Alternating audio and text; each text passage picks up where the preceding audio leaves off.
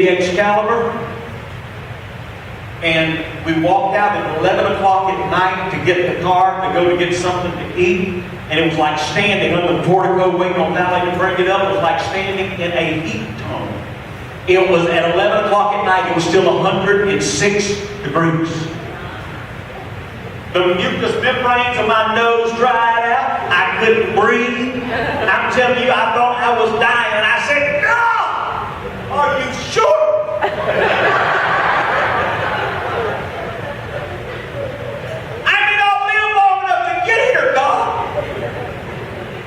I went home and somebody got word out in the church there that we were thinking about doing something, and four of my main men came and met with me and said, "Pastor, we need to talk to you." And I said, "What is it?" They said, we've heard a rumor. We've heard a rumor. "Pastor, you're not leaving us, are you?" I said, "We're just praying for the will of God for our life. But you just told us a few weeks ago that you were going to buy a cemetery plot." I said, "I meant it the day that I said it." Let me tell you something. I said earlier when I was teaching today that I've lied before. I didn't mean that was yesterday. Okay, I'm sure I said somewhere back on the way, I'm sure I lied about something years and years ago. I do my best not to lie. I try to tell you the truth right straight up. And I wasn't lying when I told them that I was going to buy a cemetery plot. God just changed my direction right in the middle of it. So I said, "Y'all help me pray about this." I had a businessman there in town that came and he said, "Pastor, I want you to go to dinner with me tonight." I said, "Okay." He said, "We're cooking time." I said, "Okay." This guy's taking me someplace nice. He's wealthy. He paid $100,000 to move one tree into his backyard with a crane. He had a bowling alley in his basement with electronic scorekeeping. I mean, full size, like you got a Brunswick plane. Guy had a house.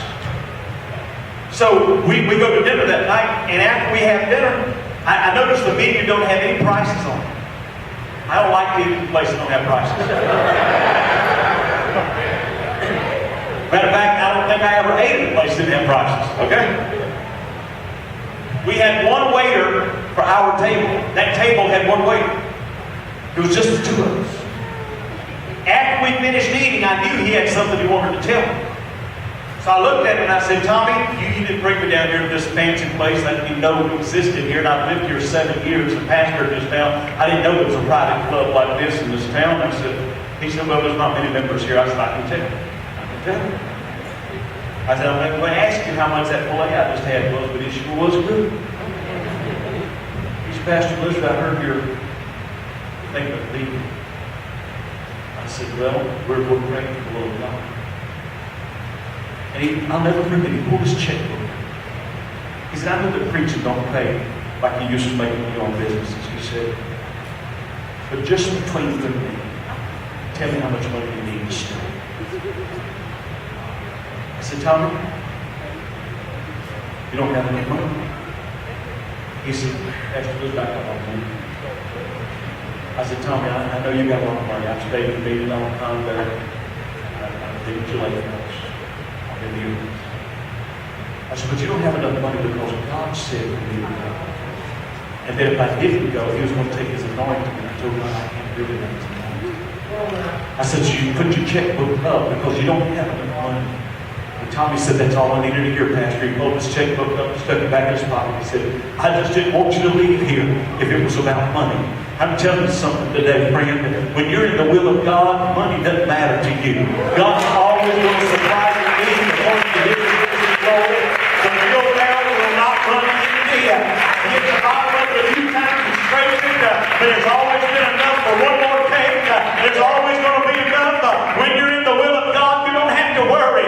God's going to come through, and God's going to do what He said He would do. But the biggest thing is you need to be sure you get in the will of God and stay there. God always had a purpose in sending us through the storms.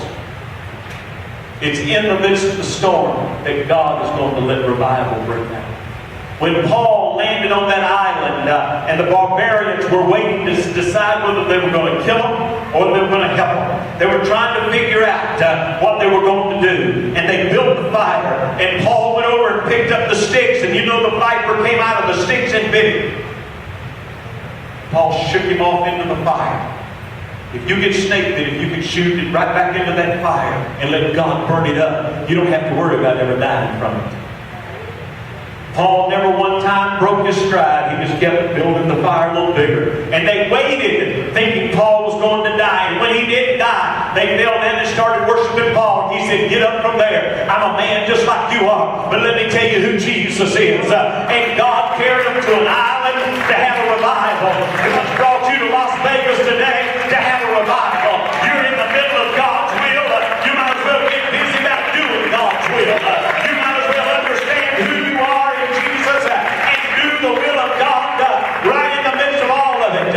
When you have total and complete confidence in the will of God, it also serves as an anchor that you can lean on.